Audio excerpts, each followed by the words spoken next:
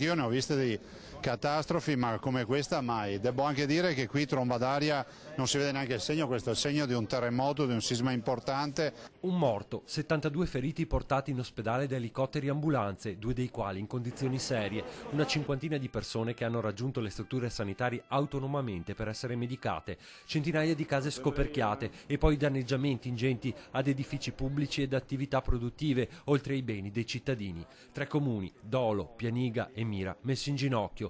È un bollettino di guerra quello che il tornado abbattutosi nell'entroterra veneziano ha lasciato dietro di sé.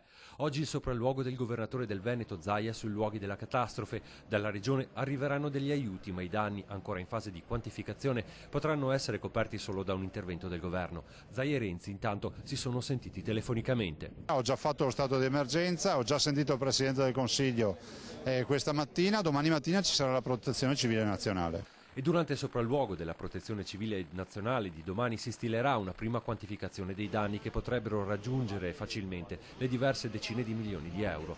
Grossi problemi anche per le imprese, 20 quelle recensite in prima battuta che interessano un centinaio di dipendenti. Gli artigiani della Riviera del Brenta hanno chiesto una sospensione dei tributi comunali e delle scadenze fiscali, oltre alla convocazione di un tavolo di crisi che veda coinvolte amministrazioni locali, regionali e governo. Bilancio nefasto anche per il patrimonio artistico del territorio. 5 le ville venete della Riviera danneggiate. Un miracolo vista l'entità della catastrofe che non ci siano state più vittime. Non ce l'ha fatta invece il 63enne Claudio Favaretto, morto nella sua auto scaraventata in aria dal vento a San Bruson di Dolo. Evita il traliccio che è caduto in via San Bruson, e evitando che era uno dietro che si è salvato, l'altro mi sta andando dentro sul vortice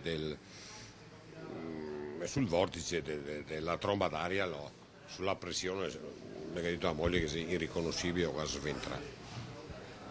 Una roba allucinante.